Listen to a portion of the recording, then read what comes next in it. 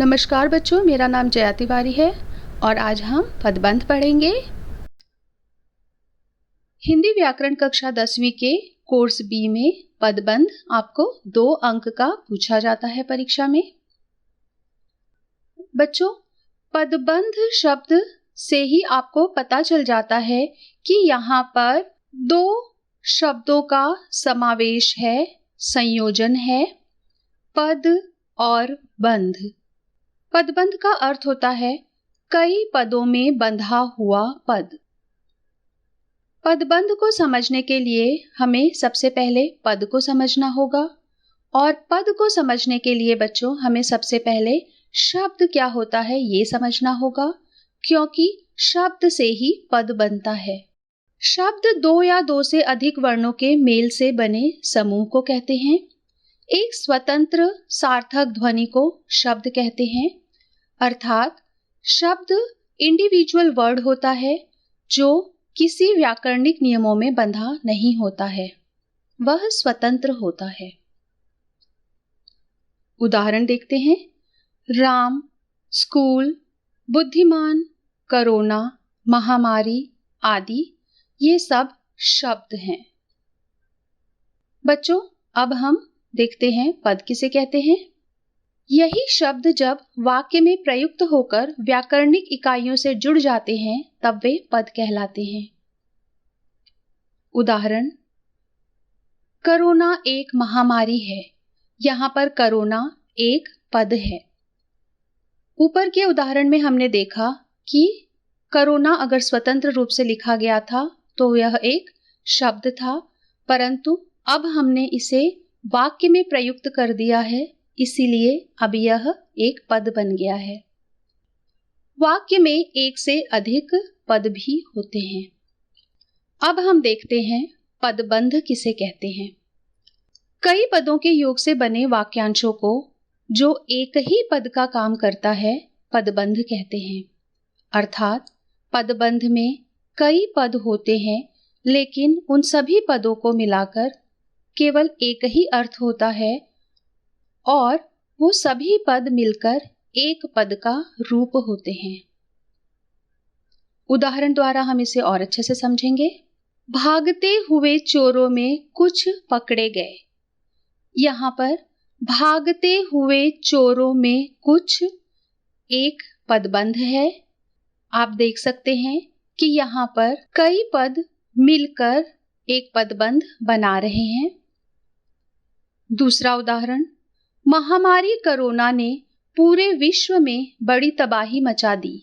यहाँ पर भी महामारी कोरोना ये एक पदबंध है। यहाँ पर हम 2 पदों का समावेश देख सकते हैं। इसी तरह इस वाक्य में पूरे विश्व और बड़ी तबाही यह भी एक पदबंध है। अब हम देखते हैं पदबंध के भेद। पदबंध के 5 भेद हैं जो इस प्रकार हैं। संज्ञा पदबंध, विशेषण पदबंध, सर्वनाम पदबंध, क्रिया पदबंध और क्रिया विशेषण पदबंध। बच्चों, पदबंध के प्रकारों को समझने के पहले मैं आपको व्याकरण के इन शब्दों से पुनः अवगत कराना चाहती हूँ। आप सब इन शब्दों से भलीभांति परिचित हैं। फिर से एक बार हम इनके अर्थ को देख लेंगे। संज्ञा, आपको पता है इसे नाउन भी कहते हैं। किसी भी नाम को हम संज्ञा कहते हैं। विशेषण, किसी भी संज्ञा या सर्वनाम की विशेषता बताने वाले शब्द को हम विशेषण कहते हैं। सर्वनाम, संज्ञा के स्थान पर जिन शब्दों का हम प्रयोग करते हैं जैसे मैं, तुम, आप आदि, उन्हें हम सर्वनाम कहते हैं। क्रिया, क्रिया का अर्थ कार्य होता है। कोई भी काम हम जो करते हैं उसे क्रिया कहते हैं। क्रिया विशेषण, क्रिया की विशेषता बताने वाले शब्दों को हम क्रिया विशेषण कहते हैं। तो बच्चों, अब हम देखते हैं पदबंध के पहले प्रकार संज्ञा पदबंध को। वह पदबंध जो वाक्य में संज्ञा का कार्य करे संज्ञा पदबंध कहलाता है। पदबंध का अंतिम शब्द यदि संज्ञा हो तो वह संज्ञा पदबंध कहलाता है। उदाहरण, इज़राइल के प्रत्येक नागरिक देशभक्त हैं। यहाँ पर इज़राइल के प्रत्येक नागरिक, यह एक संज्ञा का बोध करा रहा है, इसलिए यह संज्ञा पदबंध है। इसके साथ ही इस पदबंध का जो अंतिम पद है नागरिक, वह एक संज्ञा का बोध करा रहा है, इसलिए यह एक संज्ञा पदबंध है। दूसरे उदाहरण में अयोध्या के राजा दशरथ के 4 पुत्र थे। अयोध्या के राजा दशरथ, यह पदबंध है। यह भी एक संज्ञा का बोध करा रहा है। कई पदों को मिलकर भी इसका एक ही अर्थ हो रहा है। तीसरे उदाहरण में देखते हैं, आसमान में उड़ता गुब्बारा फट गया। यहाँ आसमान में उड़ता गुब्बारा, यह संज्ञा पदबंध है। पदबंध का दूसरा भेद विशेषण पदबंध। वह पदबंध जो संज्ञा अथवा सर्वनाम के विशेषण का कार्य करे, विशेषण पदबंध कहलाता है। पदबंध का अंतिम शब्द यदि विशेषण हो तो वह विशेषण पदबंध कहलाता है। उदाहरण द्वारा और अच्छे से समझते हैं। तेज चलने वाली गाड़ियां प्रायः देर से पहुंचती हैं। बच्चों, यहाँ पर गाड़ियों की विशेषता बताने वाला पद कौन सा है? तेज चलने वाली। यहाँ पर कई पदों को मिलाकर एक पद बनाया गया है और यह संज्ञा की विशेषता बताने वाला पद है, इसलिए यह विशेषण पदबंध है। दूसरा उदाहरण देखते हैं।